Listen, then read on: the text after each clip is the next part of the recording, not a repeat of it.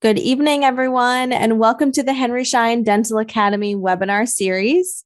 My name is Corinne, and I will be your moderator. We are excited to welcome Eric Pook, President of Cirrus Consulting Group, and David Harris, CEO of Prosperident, as our speakers tonight.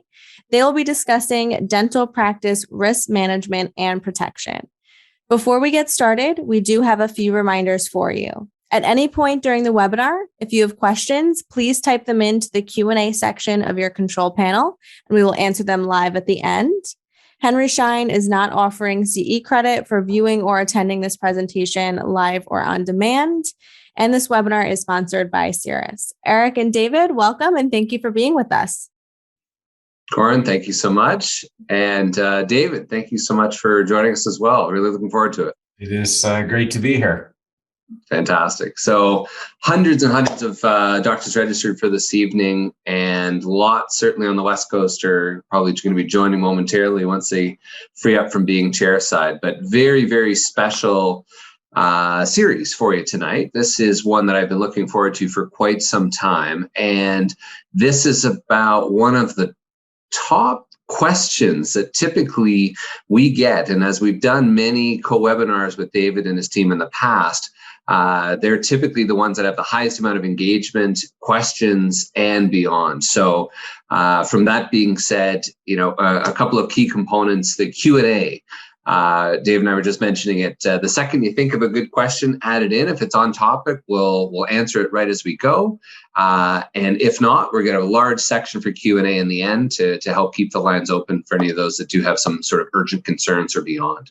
Also, the chat is open as well for additional questions, but if they're specifically for Q&A, feel free to jump in through that section as well. So lots logging in. For those of you that are dialing in, we do have a few slides tonight as we touch on a bit of an interactive. It's a new format. No shortage of death by PowerPoint over the past 2 years. So we thought we'd mix it up with some open Q&A and sort of questions-based interview type format between both David and ourselves, talking about really the key theme tonight, which is how do you protect your practice from your employees, right, as well as your landlord as well. So it is my true privilege to introduce my co-speaker. This also recently helped to get me into the Dental Speakers Academy and probably has one of the coolest jobs in dentistry.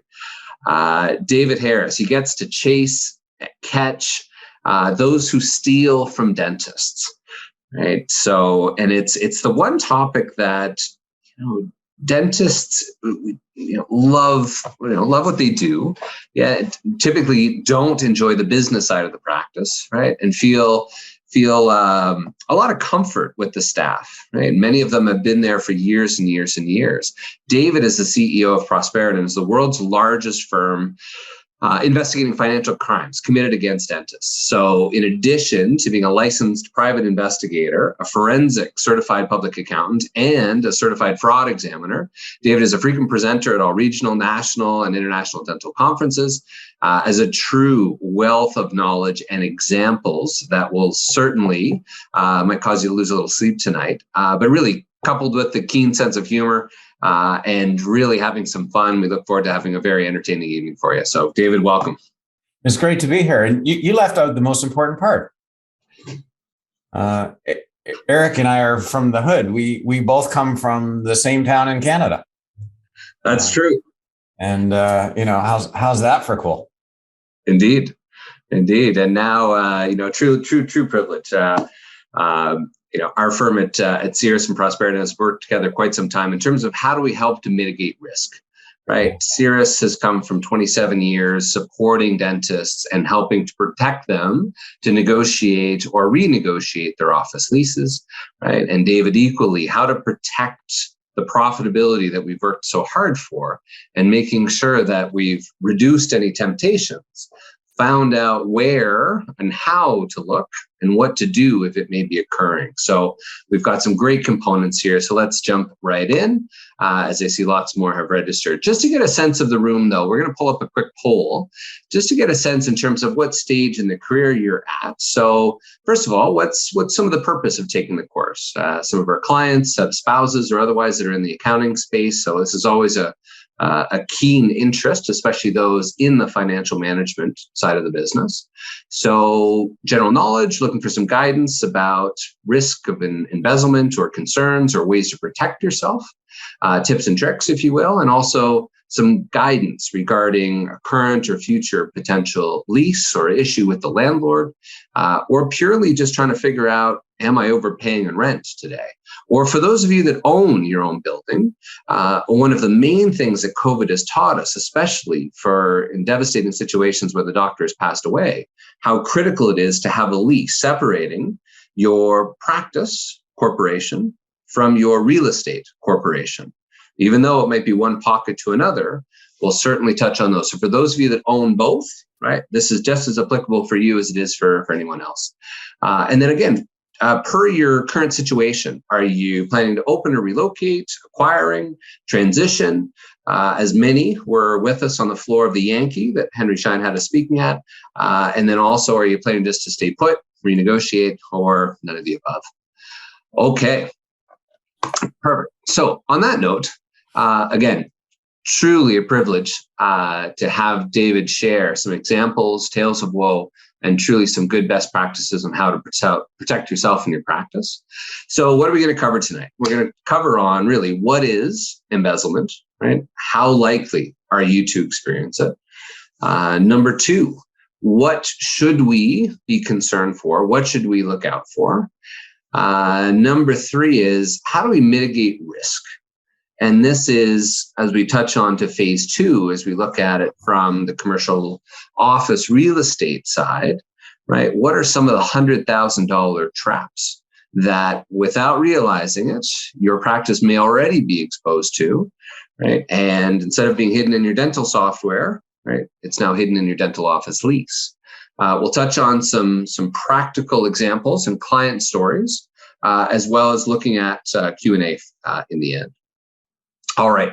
On that note, let's get to our conversation side. So again, the format for those many of you that just joined us, we're going to keep things very interactive. So again, encourage anybody that's just joined, throw in any Q&As. We'll cover them as we go, as you think of them, right? Or if they're off topic, we'll cover them towards the end. So on that note, David, just some good open-ended questions to get us going. This is a pretty hyper-specialized type of work.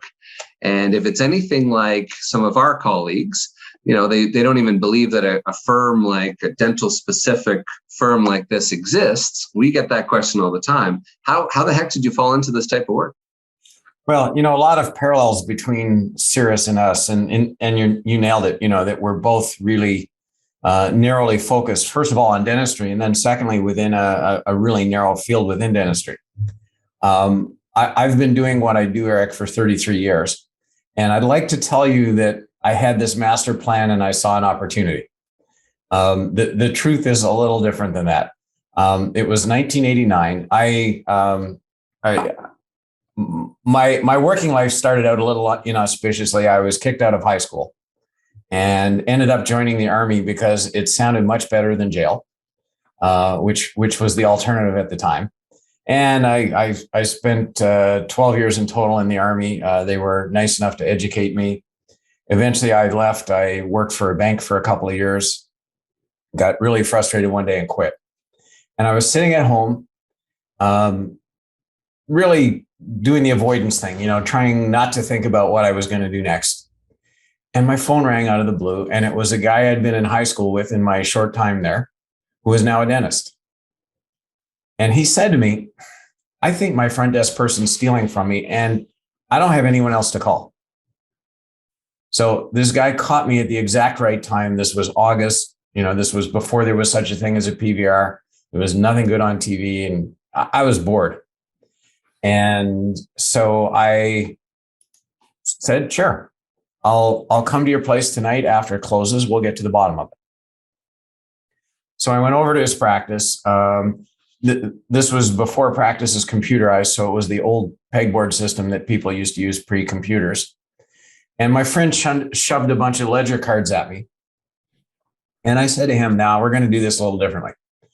Where does she work? So my friend showed me the workspace, and I started going through the drawers in her desk, and I found what's called her cheat book. So this is where people write down what they do. And in those days, it was, a scribbler like you'd have in grade school. Now it's typically an Excel spreadsheet or something like that. But I found her cheat book, and it all kind of unraveled pretty fast from there.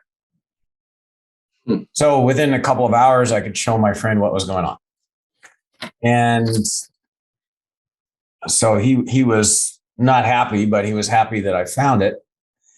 And he asked me, will you please come back tomorrow morning? Because I'm going to fire her and I don't want to face that alone. So I had nothing more on the next morning than I had on that night. So I said, sure. So I did that, and my friend was grateful, and he promised to buy me dinner that I'll mention I'm still waiting for. And I kind of walked away thinking, well, that was interesting. I didn't really see a job for myself. Well, 2 weeks later, lightning struck.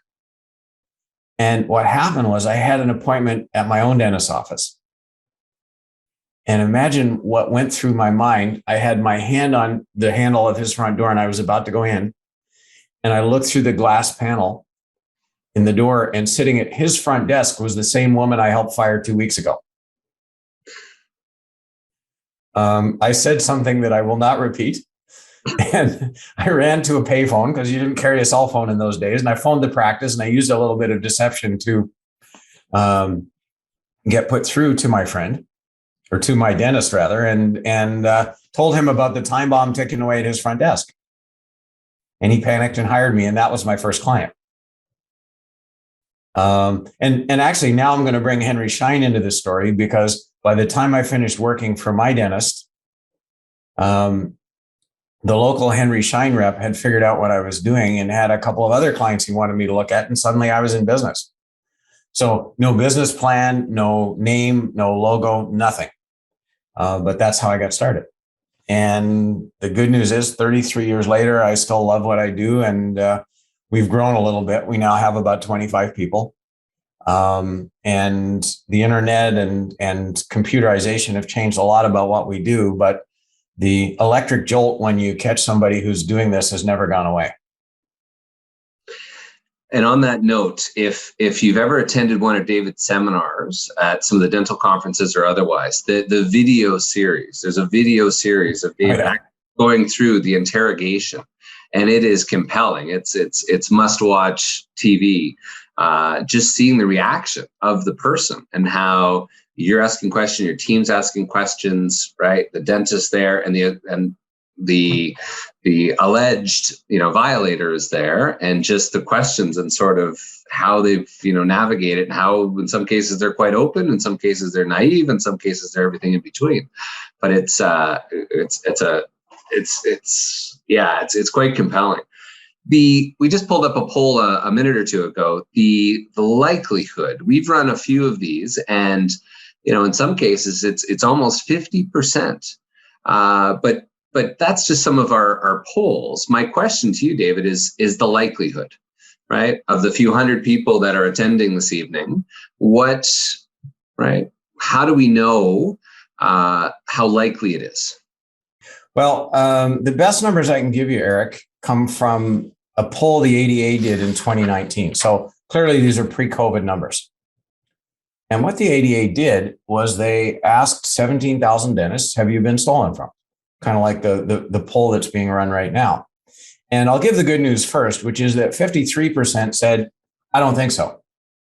And of course, this isn't a question that lends itself to definitive answers. So 53% said that. So you know what's coming. The other 47% had been stolen from. What the ADA did next was they asked them, okay, how many times? And now it gets a little interesting. First of all, 26%, so about half those who said they had been stolen from, said once, as far as I know. We have 11% who said twice. a small number of triple dippers. And the one that really astounds me is the 8% who said 4 or more times. Now, if you do a little simple histogram exercise and you take 26% times 1 and 11% times 2 and 2% times 3 and 8% times, let's assume just 4, what you end up with is 84 embezzlements per 100 dentists. So that's what's happened already. Now, there are a couple of things we don't know. First of all, we don't know how many of the 53%, or I guess for that matter, the other 47%, will get stolen from either for the first time or again in the rest of their careers. And we also don't know how many of the 53% either were stolen from and didn't realize it, or were stolen from and knew about it and for whatever reason chose not to tell the ADA. Here's what I'd say to the audience. There's roughly an 80% chance that at some point in your career, you're going to be a victim. And maybe it's really minor, maybe it's massive, but that's the chance that you face. And just in case anybody's reaching for the Ativan now, I'm going to make it a little bit worse here in a second, because the trend is strongly upward. So I mentioned this is a 2019 study. The ADA did a similar study in 2007, so 12 years earlier. And in 2007, 35% of dentists said they had been stolen. Okay, so over a 12-year period, Eric, the reported embezzlement went up by about a third. So this is real. And as I said, all pre-COVID numbers, if we consider the effect of COVID, we've noticed some differences in about the past year and a half. And it's a little early yet for any studies to come out, but we're certainly seeing one of the things we track is called the strike rate. And what the strike rate measures is when people call us, what percent of the time are they actually being stolen from and what percentage of the time aren't they? And our strike rate for a very long time hovered around 70%. In the past 9 months, it's tracking at about 78%. So a higher percentage of the people calling us are being stolen from. And what do you think that is? Is it is it because there's remote aspects of it? Is it because some of the staff are working remotely?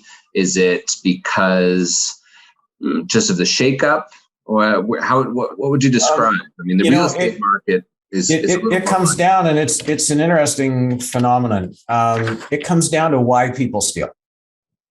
And people really steal for two reasons, and their need and greed. So needy thieves are people who are desperate financially. Their back is kind of against the wall. They're 2 months behind in their mortgage and somebody's going to foreclose on their house. And they're stealing to defend the necessities of life. Survive, yeah. And then you've got greedy thieves. And greedy thieves feel like society's not rewarding them properly, and they take what they think they deserve. And of course, when they spend the money, it's very different. They're addressing an ego deficit. So they spend money on expensive trips and flashy clothes and maybe cosmetic surgery.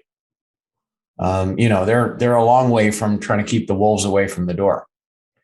And what you see is that in times when in tough times, and if you think back to the economic meltdown of the end of the last decade, that's when you saw needy thieves. And generally in good times, it's the greedy thieves who come out. And the reason is they're watching their friends who own businesses or maybe have invested in real estate get ahead a lot faster than they are, and it bothers them. And the interesting thing about the last year and a half or 2 years is that really the buttons of both cohorts have been pushed simultaneously. In other words, you had this big displacement in the economy where, people lost their jobs. Anybody in the hospitality industry, for example, has had a very tough go for the past couple of years. And while that was going on, the stock market and real estate were just roaring. And it's a phenomenon I've never really seen in my lifetime, because normally we can look at it and say that, there's one of those groups, either the needy or the greedy, who are who are being pushed right now. The last year and a half, it's been both. So that brings me to my next thought is, and feel free for those, we're keeping this, less slides, more conversation. So I would encourage anybody that just joined as well, Q&A or the notes. Misconceptions is the question, right? So again, any of the attendees, what are some of your misconceptions about embezzlement? David, same question to you is, as you're speaking to dentists from coast to coast to coast, what are those typical misconceptions other than it'll never happen to me? Well, it'll never happen to me is a pretty good one, and if we had a live audience here, Eric, and we could see them, we probably would see some of what I call immunity face. When people, somebody's sitting now, there. Thanks to Schein, we can turn on everybody's camera. Yeah. Okay.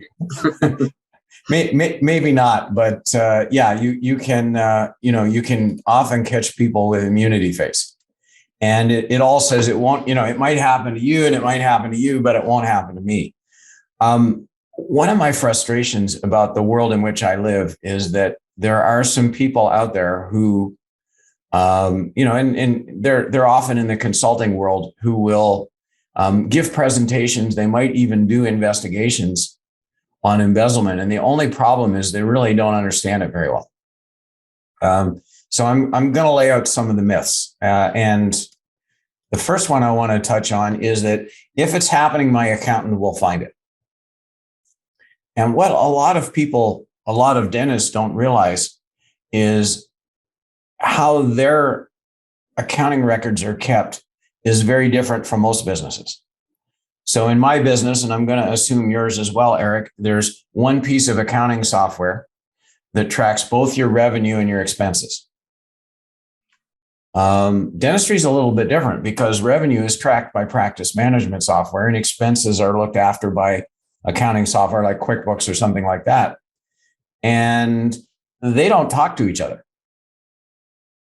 And when the accountants do their work, certainly in the United States, the accountants do not need to look at the practice management software. It's not relevant for their job. They can do everything from your accounting software and your bank account. So anomalies that happen in the practice management software, and that's where the bodies are buried typically, that all happens outside of the window into which the accountant is looking at your practice. And I'll give you some statistics on this as well. When we look at all businesses, including dentistry, about 43% of economic crime is found by the accounting profession. When we narrow our focus to dentistry, that number goes down to like 6%. So the first myth is that my accountant is the front line of my defense. They are not. The second myth is that we can prevent embezzlement if we just could find the right systems. And what people do here is they want to analogize to other types of crime they understand better, like a burglar alarm. If you have an alarm in your house, it reduces the chance that you'll be robbed by about 60%. What it doesn't do is change the overall crime rate in your neighborhood. In other words, when you put the alarm system on your house, the chance of you being robbed goes down and the chance of your neighbors being robbed goes up. Selfishly, that's not a bad solution. What everybody wants, though, is the equivalent of the alarm for their practice. So, let's make it hard enough to steal so that people won't try, they'll go elsewhere. The problem with that analogy is that burglars have very little attachment to their victims. If I want to rob your house, Eric, and you have an alarm and I decide that's more than I want to tackle, I just rob your neighbor instead. I don't really care who I rob. On the other hand, as an embezzler, you depend on being trusted and knowing about the systems in the practice. And both of those things take a while to build. So you're not going to quit your job and go work somewhere else if the first way that you think of to steal is blocked. You're going to simply look for another way. And there are lots of ways to steal. A dental practice, from the perspective of a thief, is a pretty porous place. So if the first way or the third way that I come up with to steal doesn't work, I'm just going to keep looking.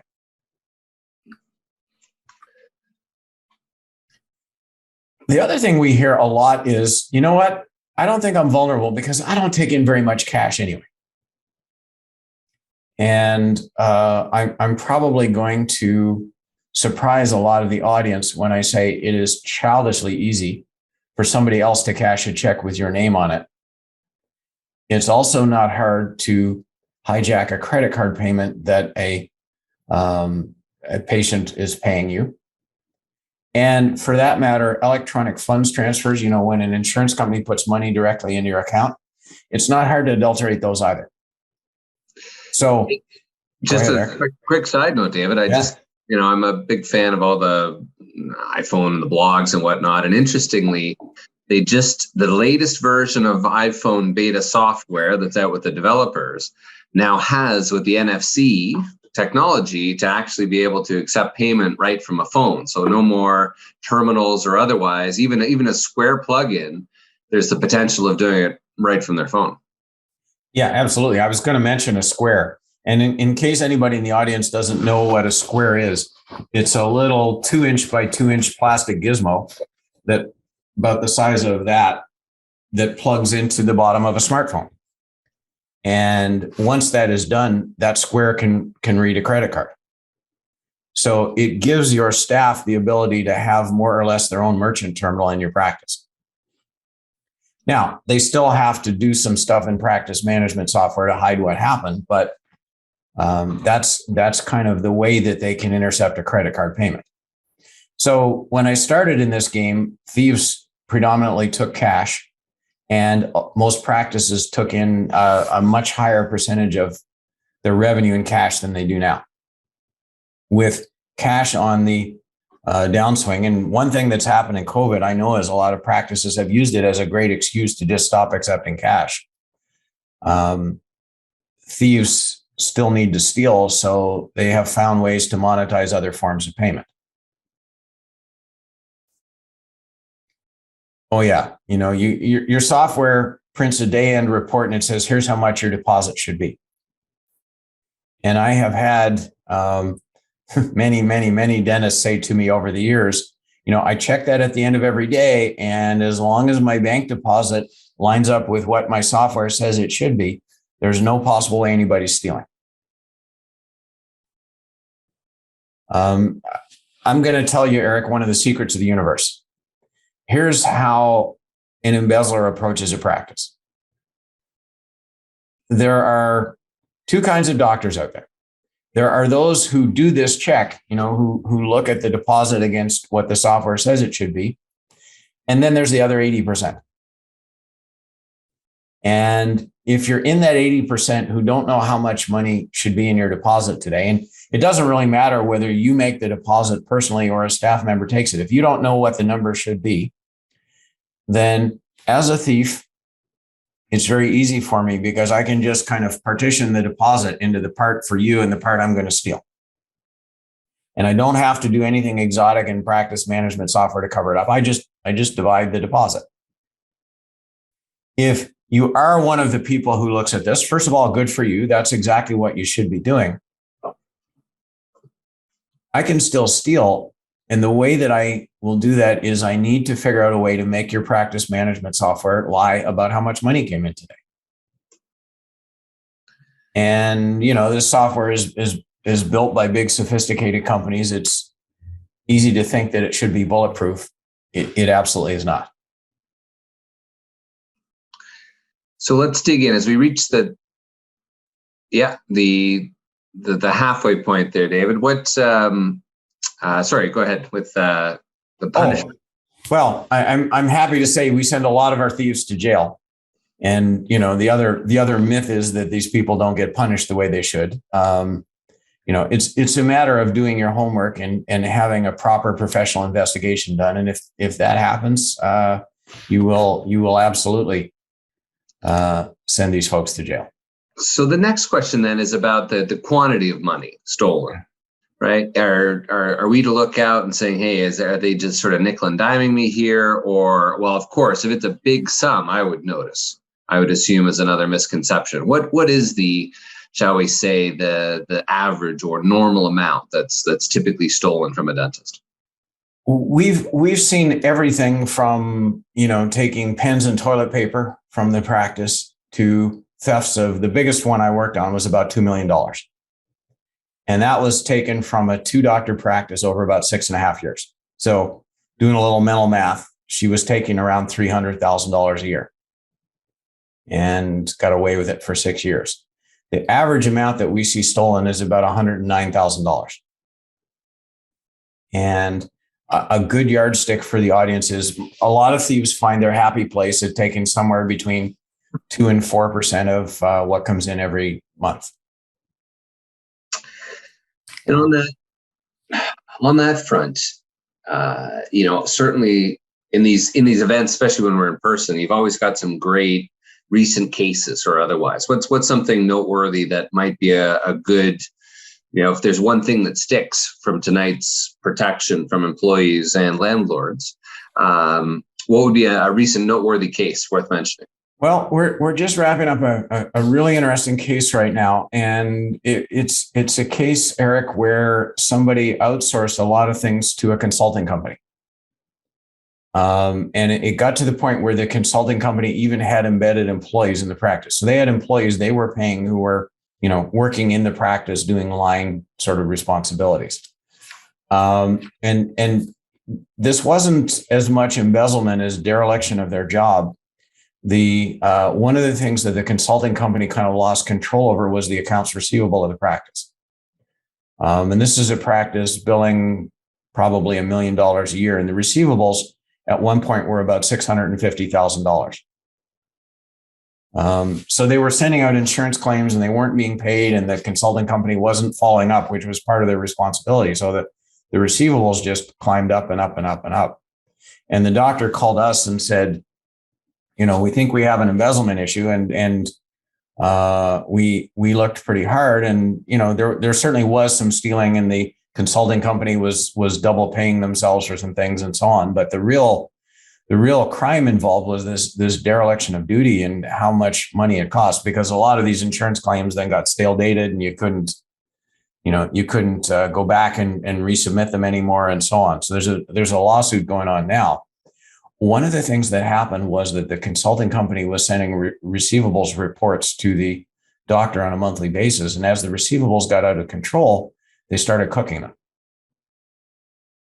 So they were sending rosy looking, $150,000 balance owing receivables report when the true number might have been $450,000. So, it's tempting to assume that you hire a consultant and, they'll be responsible and diligent, and normally they are, but these folks certainly weren't. And one of the questions, again, for those of you that just recently joined Q&A, we're going to have a section towards the end as well. But one of the ones that are here, and very similar to one of the questions I wanted to ask you, is the question was from Dr. A, was what clues do we need to look for? i.e., what are some warning signs? Right? Yeah. As they walk in the office tomorrow. Yeah. Great question, and exactly where I am in the presentation. There are two kinds of warning signs. There are financial indicators that something's going on, and there are behavioral ones. When we look at how embezzlement gets caught, more than 2/3 of the time it's something behavioral that tips somebody off. So what does it look like when somebody's stealing? Well, I'll give you some symptoms, and there are others, but these are probably the most common. The first thing is thieves want to be alone when they steal. So they kind of work their lives so that they have alone time in the practice. Partly they don't want to be observed, and partly stealing takes concentration, and it's hard to do that when the phone's ringing and you've got patients flying around the office and lots of other staff. So we look for people who try to be in the practice alone. A lot of times people are reluctant to take vacation. If I'm stealing, there will be anomalies. There may be patients calling with questions about their bills, and I want to be the person who takes those questions. If I'm on vacation, of course, that won't happen.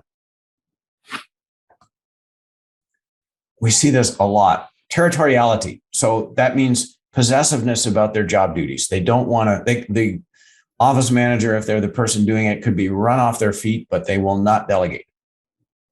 And the cousin of territoriality is that they also don't want to cross-train anybody, because that at least opens the door to delegation. If nobody else knows how to do my job, then I'm pretty safe in my possessiveness. If my colleague is cross-trained to do it, then my argument that, I can't give it to her because she'll mess it up gets a little bit weaker. This can even extend to possessiveness about somebody's workspace or their computer. So I got a call a couple of months ago from somebody who said, yeah, I have a staff member and somebody else sat at her desk and she just lost it. And that seemed irrational. The word that can really scare an embezzler is consultant. I know I can fool my doctor. I know how she thinks. I know what she looks at and what she doesn't. I probably even know the best time of the week to steal. But when an outside advisor comes in, and this is somebody who thinks about dentistry as a business more than a healing art, that scares me. So I will think of reasons not to hire this person, and ultimately I will probably try to get them fired. Thieves cut ethical corners. And the best way I can describe this, Eric, you're walking down the street in your town and you see somebody's wallet fall out of their pants. And probably without giving it very much thought, you bend down, you pick up the wallet, you walk a little faster, you catch them and you say, here, you drop this. And a thief may do that too, but they process a little bit differently. They'll ask some questions that Eric probably wouldn't, like, I wonder if anybody else saw that wallet fall. I wonder how much money's in it. The end result may be the same, but they got there via a little different route.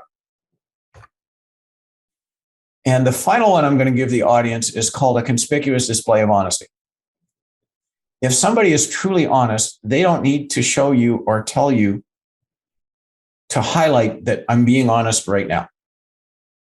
I interviewed a suspect a couple of years ago, and the interview probably went on for an hour and a half.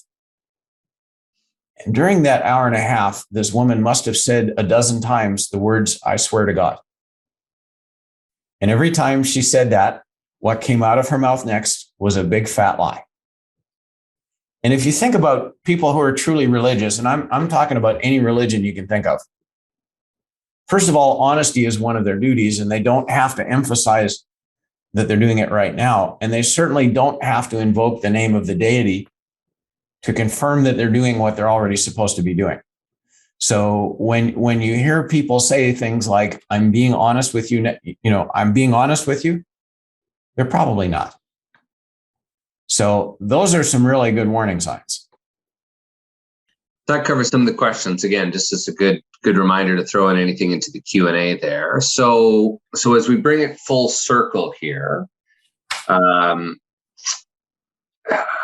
so one of the other questions that just sort of came through, and we'll cover that towards the end as well, is specific measures to adapt and detect and prevent embezzlement. One of the ones that I remembered from one of the first courses we did together years ago was, where does the credit card bill go to? Does it go to your home or to your office? And I've always remembered that, and I've actually done that personally now. Okay. Can you share that? Can you share the why? Yeah, I absolutely can. Well, let's go to a slide, because I've got that's one of the points on my next slide, and I think I'll also address the question that came in. Here are six things you can do to protect yourself, and there are certainly more things than this, but the list on here is pretty good. The first thing, and I think a lot of the audience won't love to hear this one, but I need to say it: print your own damn reports, doctor.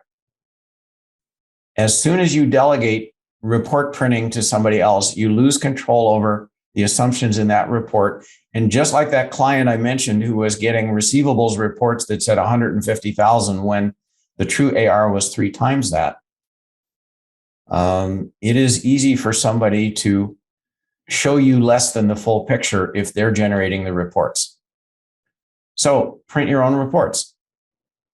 And the day end report that you look at each day, put your initial on that so you know that that's the one you've seen, and then either lock it up or take it home, but keep it for a while, because certainly if we're ever going to do an investigation in your practice, you will help us a lot if you have those.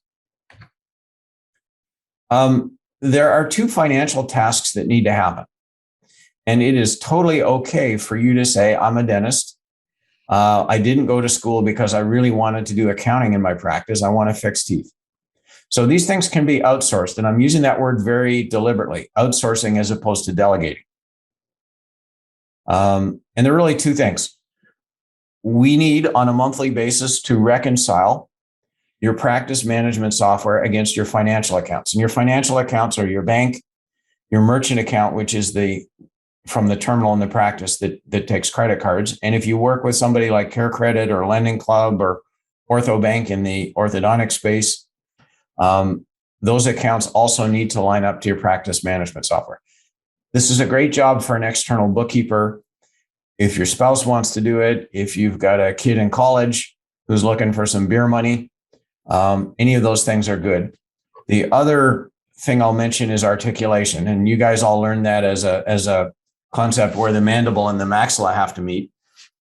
There's something similar in finances. And what I mean by articulation is if your practice was open 21 days this month and you have 21 day end reports in one hand and a month end total report in the other, if you add up the numbers on the 21 day reports, they should equal exactly what happened in the month end report. If that articulation isn't happening, then somebody came in after hours and did stuff to your software. So outsource those. And then two things on a monthly basis. Look at the report from your alarm system. Every time anybody arms or disarms your alarm, there's a entry generated, and the alarm company will be happy to send you a report at the end of the month. The 5 minutes you look at that will tell you if somebody's sneaking into your practice at weird times. I will say one of the things I've done personally is a lot of your apps now will be able to actually pull and send you a push notification. So, yes, they will. You might have a practice built, 30 years ago, but your alarm system, if you are to do even a simple upgrade, that sort of internet connected push notification, why the heck is someone going into my office Saturday morning at 10:30? Yeah, exactly. Now you've got some legitimate visits like the office cleaners, but they're not that hard to filter out. And I want you to look at your accounts receivable listing and reports from your software that cover deleted and modified transactions, because those are inherently high risk. What didn't make my list, but probably should have, is the great point that Eric brought up. Anybody who sends you a paper statement, it should be sent to your house, not your practice. Let's make sure you're the first person to see that. And at a minimum, let's create some uncertainty from people about what you do with that statement. So those are some good protective steps for you. Beautiful. Okay, lots of good questions there. We'll go to some Q&A for part 2.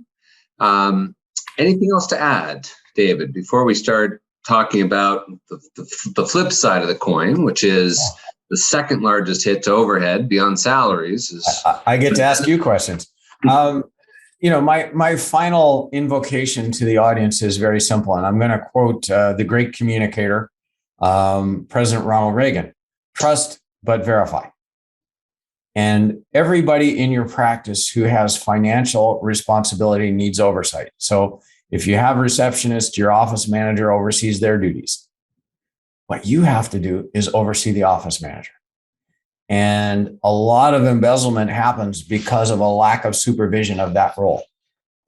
And, there's a difference between delegation and abdication.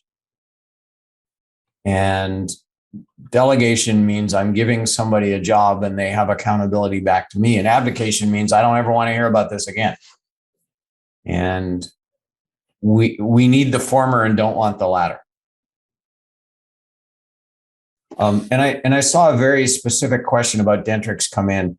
I'm happy to take that up with the questioner after, and I'll put my email address in the chat. Feel free to have an offline conversation, but I don't really want to hijack this discussion for that.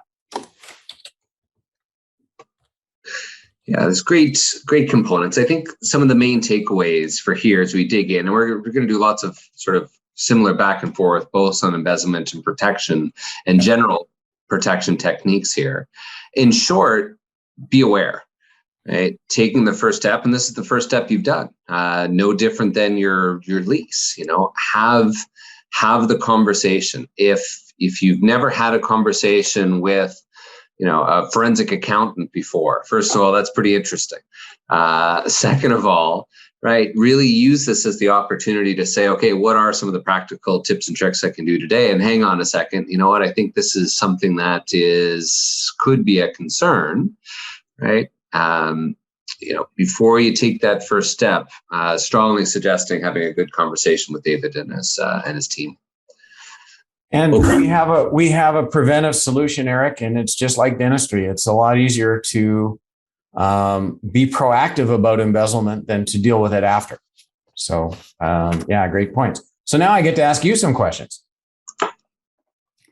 Well, tell me the Cirrus story here. I mean, you guys have been in business almost as long as we have, and you're hyper specialized too. How did this come about? Yeah, close. It's 27 years in the business, or almost 13,000 successful lease negotiations. And, it was the story I was sharing with a few people down with Tufts University when we were down at the Yankee last week.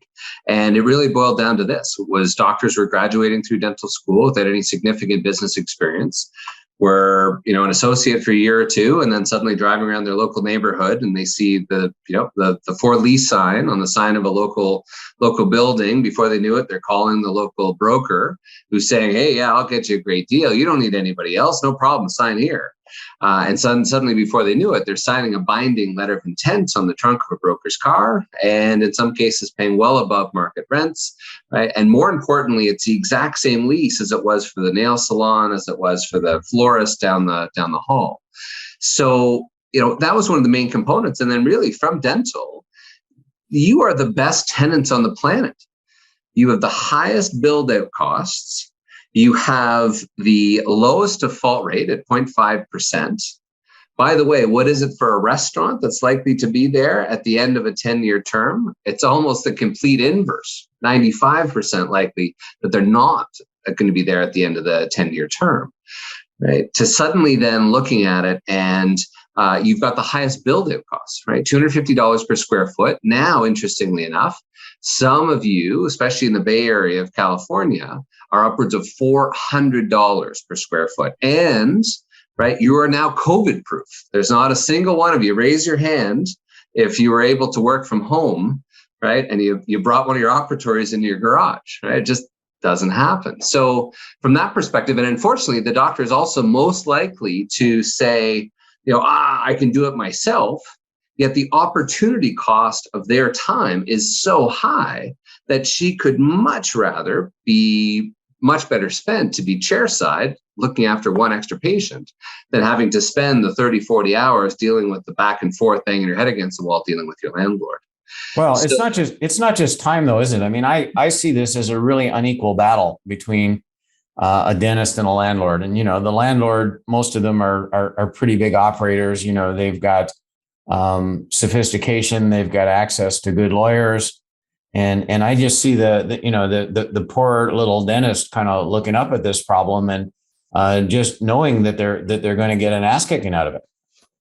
And that's true. And that's, part of the impetus for tonight. And that's one thing I wanted to sort of share is that similar on the embezzlement side, some of the shocking stats you had.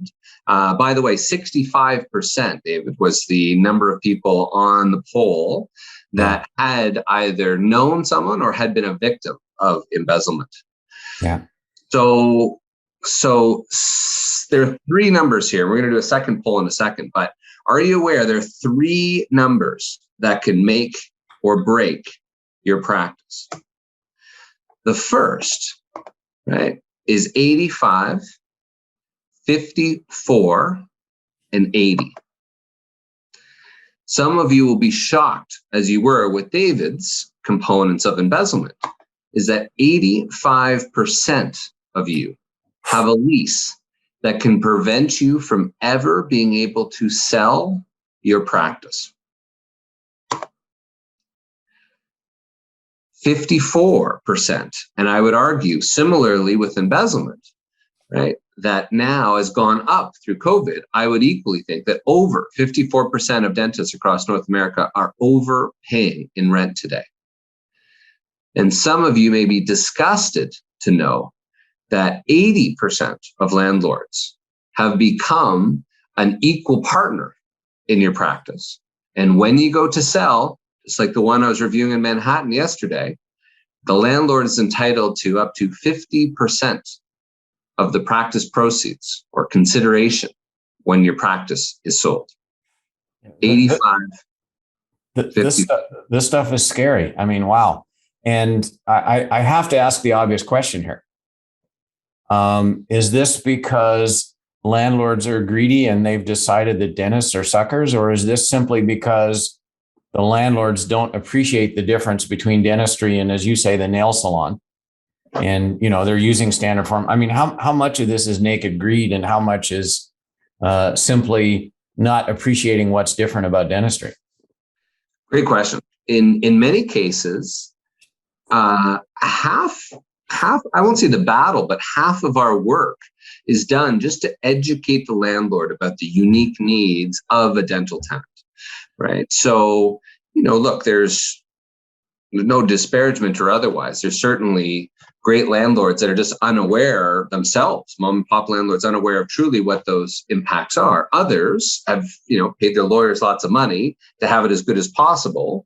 And maybe they'll enforce all of it, maybe they won't. But right, there was, a really tragic example recently of a doctor that had sold 2 of his practices to a large national DSO.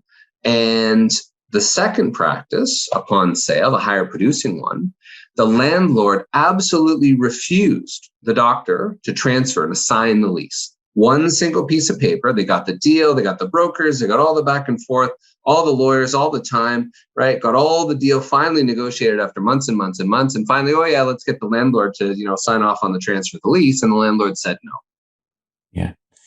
And what that tells me is you've got the landlord is refusing a national tenant. I mean, who could be a better tenant on the planet than a big DSO with Wall Street money? So that was where the landlord said, okay, I can be the sand in this gearbox and I can turn that into money for myself, right? That had to be greed, not anything else. Well, right, the thought of relocation, right, and redevelopment. So, right, the big bulldozers and the ability to put in, a new shiny box and a new big, multi type of plaza and residential units on top, right? The big developer money makes a lot more sense than just, right, that assignment.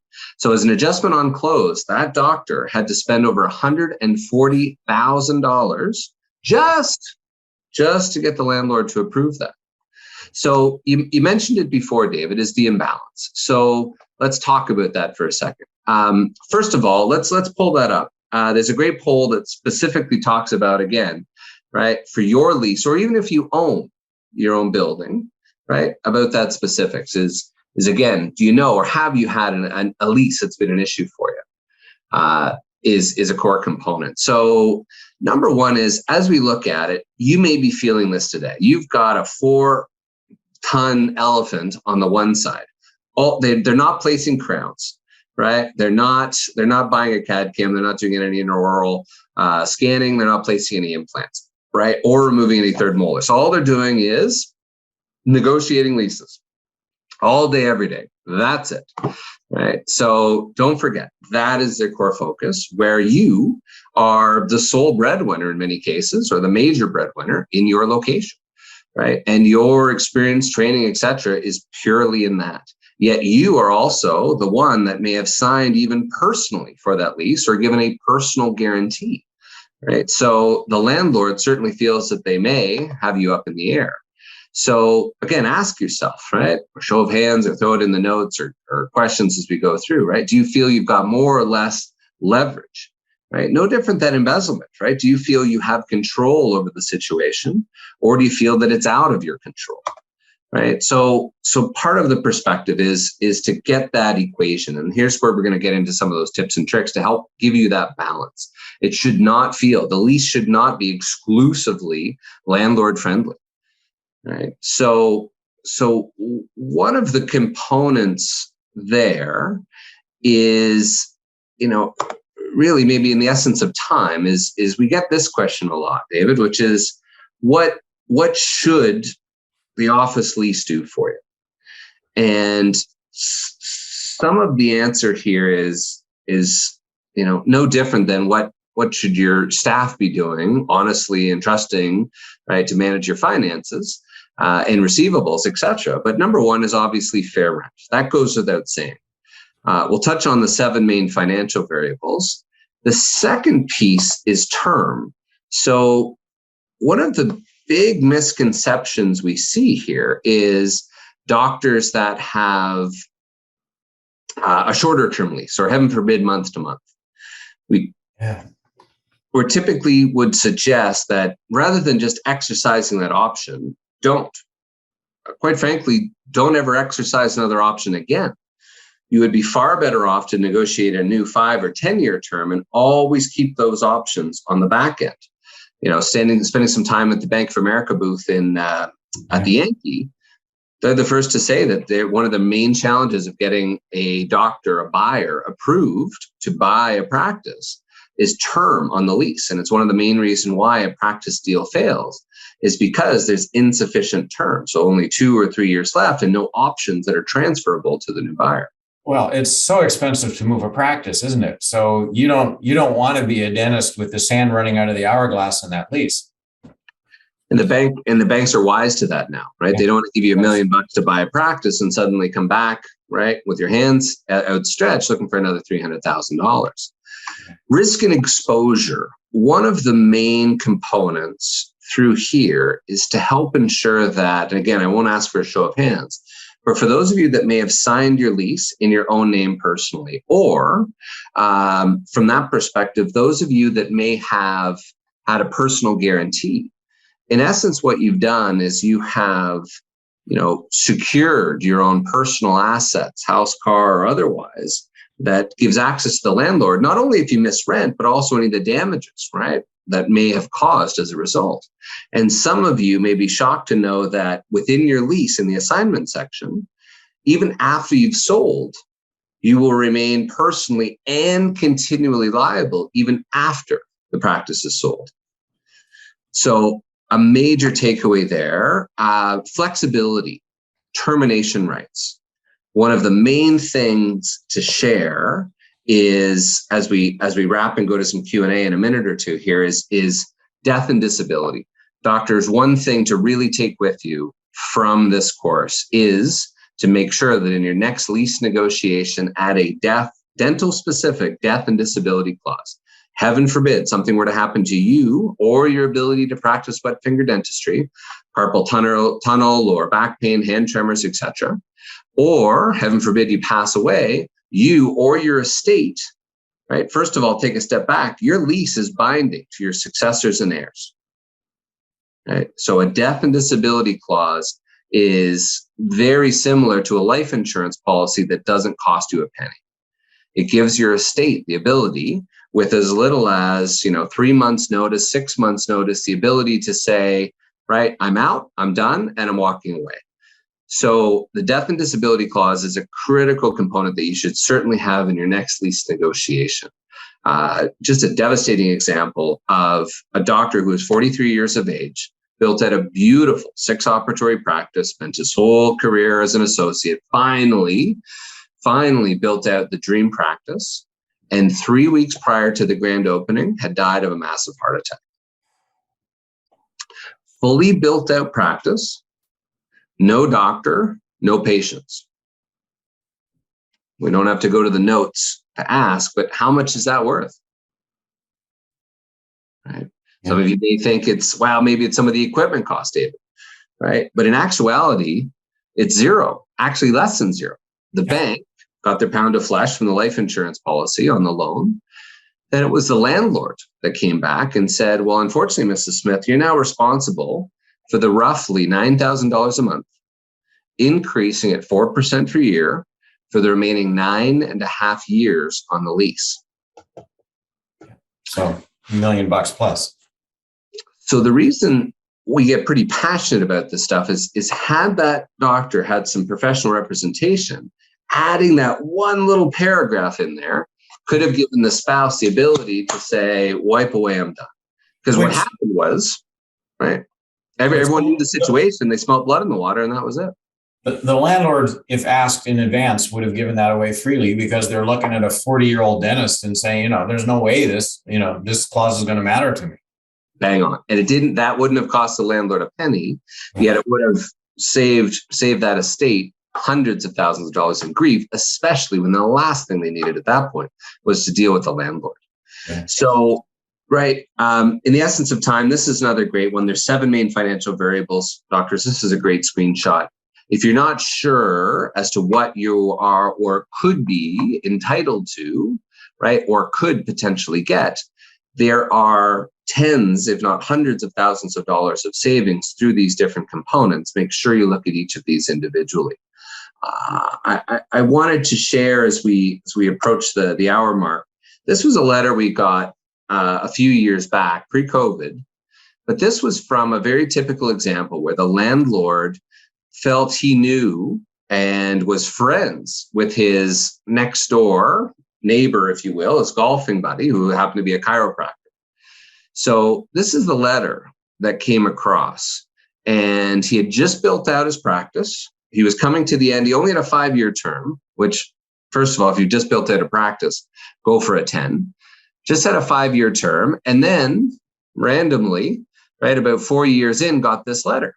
As you know, your lease expires November 14th, 2018. Pursuant to 2.4 of your lease, you had an option to renew the lease for 5 years at market rate. However, you were required to give me written notice of your intention to renew by not later than 6 months prior to the expiration of the term, which, per my calculation, was May 14th, 2018. And this later came in on the 20th, which you did not do. Please be advised that my broker will be placing a for lease sign in a conspicuous but non-intrusive place of your premises next week. Right. And by the way, at the very bottom, if you're still interested in staying, have your people call my people and we'll structure a new lease from scratch. Yeah, which will cost a lot, because bend over, here it comes again. Which is, again, devastating. So real components here is be very aware. Doctors, get your phone, grab the 2 dates to enter into your phone. Number 1 is your expiry date. And number 2 is, when does your option to renew deadline date? That can be anywhere from 1 month, 3 months, 6 months, or even 12 months prior to expiry. So what's a good time? I mean, if let's say that my lease expires at the end of 2023. So when should you and I be going to see my landlord? Yeah, great question. From that perspective, right, two, in some cases, depending on COVID, depending on any options remaining, 2.5 years could be a key time to start the process. Why? To relocate a practice right now in Manhattan or Augusta or LA or otherwise could be upwards of 18 months from the time of thinking, hey, I might need to relocate, to finding a practice, right, to signing on a de novo, zoning, construction, supply delays, semiconductors, equipment, ADEC chairs are delayed, whatever it may be, right? It's typically 2 to 2.5 years out. So the earlier that is started, the better. Here's a little sneaky slide. This is how they teach the landlords. This is a slide that basically shows how to increase the profitability of the practice, right, or the landlord rather, without incurring an additional penny of expense. So what we're seeing here is the wheel, which the landlord, of course, right, will get a phone call 24 months out and saying, oh, hey, I want to renegotiate my lease. What can you do for me? Right. And as they go, oh, we're busy. It's too soon. It's COVID. Oh my God. Right. And wait. Suddenly now 12 months come by. Mr. Landlord, I'm waiting for something. Please, something, anything. How much are you going to charge me? Please, anything. Send me something. Oh yeah, we'll get to it. Suddenly now you're coming up to 8 months and that's your option to renew deadline. Now you're really frustrated and saying, look, send me anything. I need something now or else I don't know. Right. And then before you know it, now you've forgotten, you've gone back to work, and suddenly now you've missed that option to renew deadline. And those 2 5-year options that you've had remaining, are now null and void. So from that perspective, don't fall into that trap. So how to help to sort of prepare yourself, and as we go to some additional Q&A in a few moments, is number one is get all the facts. Just as David was saying for embezzlement, help to look through the warning signs. The first sign is what happened last year in March. Suddenly you laid off your entire staff. Suddenly your number one hit to overhead became your tenancy expense. And when you tried to reach out to your landlord, no mas, right? In some cases, not even a phone call back. And how could you be possibly responsible for paying rent when you weren't even open and the business and the state was closed, right? So collectively, everybody suddenly said, oh my God, Dolores, where's my lease? Where is it? And as a result, right, many people read their leases for the first time and were shocked to find out what was inside. So number one, even for PPP or documentation or audits or otherwise, get a copy of your lease. Email your landlord tonight and say, hey, I'm digitizing my records. Can you please send me a digital copy of my lease? And they'll go all the way back to 1988, David, right? And any of the addendums or renewals that you've done since then. And it'll give you a full chronology. And by the way, that original lease you signed back in 1988 is most likely the governing document today. Number two is figure out your goals. Right? What are your must-haves in terms of your next negotiation? Term, rent, the ability to sell, protection from practice sale proceeds, etc. is number two. Number three is have it reviewed, right? Even if there's a 1% chance, no different than having a conversation with David, be aware of what's within your lease, right? And knowing is the first step to preparing yourself for what may be. Number four is get the facts. Right. We've had the privilege now of over 13,000 lease negotiations, and very likely we've done a bunch of dental deals in your specific market. And if not, we have all the proprietary real estate data. So find out what rental rates are, vacancy rates are, and what those trend lines have been. You might be shocked. Looking at one in Manhattan right now, it's over 18 months in Midtown that if a vacancy comes up, is the average months on market before a tenant gets filled. Right? That is a huge amount of cost. If you were to walk away and go down the street, right, that's a year and a half that the landlord's got to eat that rent trying to find someone to take over your space. So, right. And then number five is figuring out that carefully choreographed game of chess first. No different than David's interrogation techniques, right, of your staff or otherwise. You want to figure out exactly what the truth is and where you want to be first, right? And please, don't jump off this webinar and suddenly say, hey, I watched this great webinar with Schein and David, right? Wait a second. The first thing I'm going to do is pick up my phone and call the landlord. Hey, how much are you going to charge? And skip steps 1 through 5. So please don't fall into that trap. From that perspective, then it's negotiating the financials. Then it's negotiating the business clauses. Don't focus on the first half of the first page. Right? Give yourself the opportunity and don't stop until you get to a final form lease agreement that is signed by both you and the landlord. If it's not signed by both, it's not worth the paper it's written on. Okay. I know we've got a couple of minutes over, but we've had some great questions, and I see some more that are popping up through here now. A lot of questions about contact info and beyond. Truly an appreciation of our times, 2 appreciations for us. And we'll pull up a poll here. Number 1 is in appreciation. We've waived the fee for all Schein clients here for our $1,995 fee to do a lease review and rental rate analysis. We have a poll here to make it easy for those of you, again, that do have an urgent situation if you're month to month.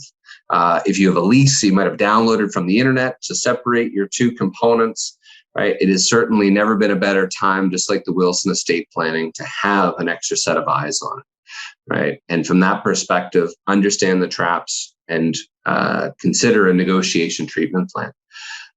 Second question here is specifically for, again, David, if you have thought even a 1% chance that there may be an issue within your practice and that you may be a victim or could potentially be a victim in the future, click on yes for number 2. And David will certainly have himself or one of his team be able to connect and schedule some time for an initial complimentary call as well. So number one is it's a quick complimentary consult with us to be able to have a look at the lease and get some background information. Number two, right, is to have David and his team, again, give some assistance and have some initial conversations, which I think you'll find well suited. Okay. David, anything to add?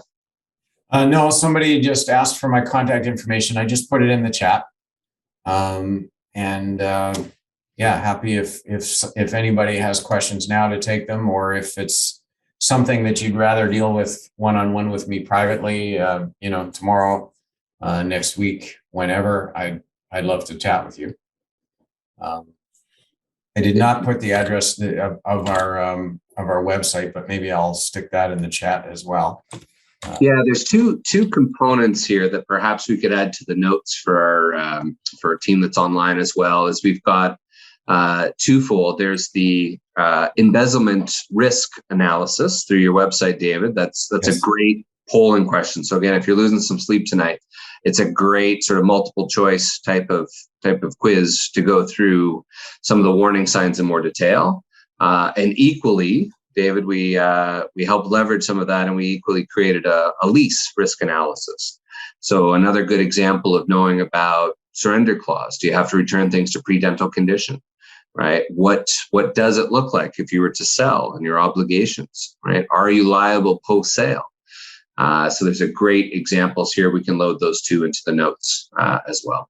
Fantastic. I mean, to me, one of the huge advantages of dealing with somebody like Cirrus is that they will force you to do the what if questions. You know, the things that you don't think are going to happen, but statistically will affect someone somewhere. So, you know, what if I die? What if I become disabled? What if the landlord wants to move me because they want my space for something else? You know, the stuff like that. And I find a lot of dentists when they negotiate kind of take the very linear path. And the thing that Cirrus are great at is saying to that dentist, okay, but what if life doesn't unfold exactly like you think it's going to?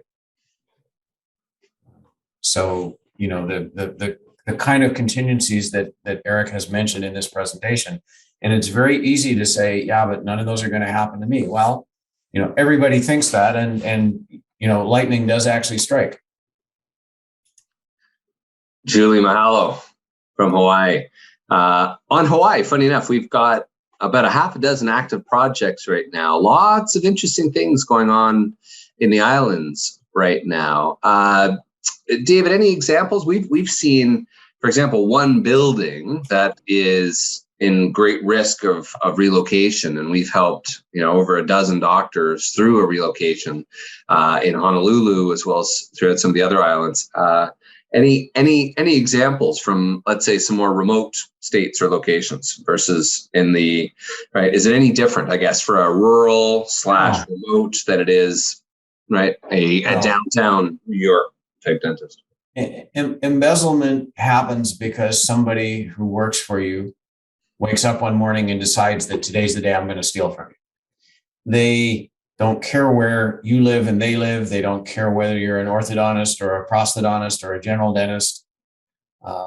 It is all about them. It's an incredibly selfish crime. So we have an active case right now in Hawaii.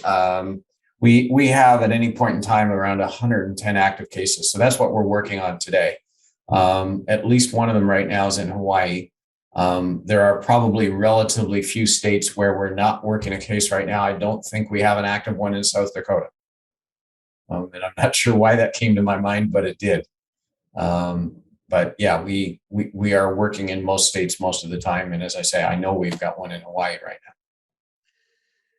Yeah, I can think of a North Dakota practice where you know, similarly didn't have a lease in between, right, the building and the practice, and said, well, you know, I'll just figure it out, you know, when I need to. Yet when the practice goes up for sale, or as it has gone up for sale, suddenly now it becomes a major red flag for due diligence. So having a proper lease created, you might think, I can always create it down the line. But again, if your ink is still wet on the lease that you've just signed yourself, right, oh, well, I can backdate it. all your financials. If you're using the same credit card to fix your roof as you are to buy a handpiece from Schein, suddenly now, if something were to happen to you or you were go to put your practice up for sale, the dental practice transitions team at Schein are going to have a nightmare to try to separate those financials, because what are they really buying? What's the cash flow they're buying for you? So, again, from that perspective, little off, but again, for those of you that own your own, very important to have that properly structured through there. Okay, we'll give it another minute for any additional questions. From that perspective, what is the process, David? The initial call, what does that look like in terms of working with your team, and then what happens afterwards? If somebody has concerns, then I'm normally their first stop. So, I'll talk to them about what concerns them. One thing I didn't mention in this session that I want to highlight is that when we do an investigation in a practice, it's stealthy. In other words, we can do it without the staff in the practice having any idea that it's going on. And sometimes, Eric, we're doing a post-mortem where the staff member's already gone and now we're kind of figuring out what happened. A lot of the time, we're dealing with a suspicion about a current staff member. And I'm sure you hear what I hear right now, which is a lot of practice owners saying, you know what, it's really hard to find staff right now. So the last thing you want to do is fire somebody on a suspicion of embezzlement who would otherwise be a good employee, because it's going to be hell to replace them. So we do it stealthily. We actually duplicate your practice management software. So if you're using, for example, Dentrix, we make a copy of Dentrix in our computer lab, and that's where we do our work. And that keeps a perfect firewall between us and your staff. Our investigations normally take around 8 weeks from start to finish. If you're a solo practice owner, kind of a one dentist, one hygienist configuration, the cost is normally around $7,500. It's a fixed price, so you know in advance what it's going to cost. And if the investigation takes around 8 weeks, but normally if embezzlement is happening somewhere between week 3 and week 6, we found that, and we can confirm that to you. Got it. And interesting question from an anonymous attendee. The embezzlement situation that I was involved in, not a participant, thank you, included money, but also interestingly, right, prescription pads when we wrote them, insurance money, and dental products. So beyond money of embezzlement, David, that's a whole other avenue we didn't dig in. Oh gosh, yeah. One of the differences you see, Eric, is between how front desk people steal and how people in the clinical area steal. So if I'm at a front desk, I'm typically going to take money. Whether it's doctor's money or insurance money, I don't care. It's all the same color to me. Prescription pads, yeah, anybody can take them or try to get controlled substances.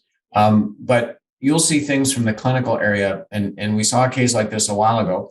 Somebody was stealing consumables from the practice and then selling them on eBay. So they would take things like rotary endo files, that are small and will fit in a pocket, but have high dollar value. And then they put them on eBay at really less than, say, Henry Schein's cost would be. So one thing I'll say to the doctors in the audience, it's tempting sometimes to buy gray market stuff. But just before you do that, give a little bit of thought to where it really came from. Great.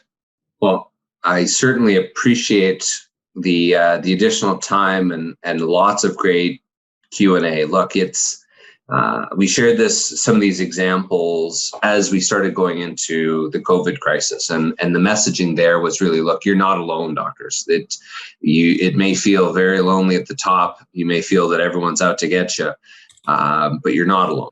And there are very specific resources out there to be able to, again, give you guidance, give some best practices, and more importantly, to take this stress off your shoulders, put a warm blanket around you and give you the facts, give you the data, and to play devil's advocate, right? Let it be regarding lease negotiations or otherwise. But there are again, incredible groups, and through the Dental Business Institute at Henry Schein, there are some fantastic courses. So, one of the things, if you haven't already, is the webinar series through Schein is pretty incredible.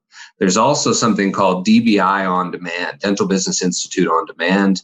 I personally had contributed at least 7 or 8 hours worth of content, as are others similar to David that we're doing, again, every different aspect of the dental practice and subject matter experts that consolidated all of this. So if you're really just starting to scratch a bit of an itch here to say, yeah, I'm at the stage of my career where I'm willing to learn, right? Listening to some podcasts as I go on the way to the office and learn from some dental specific niche firms.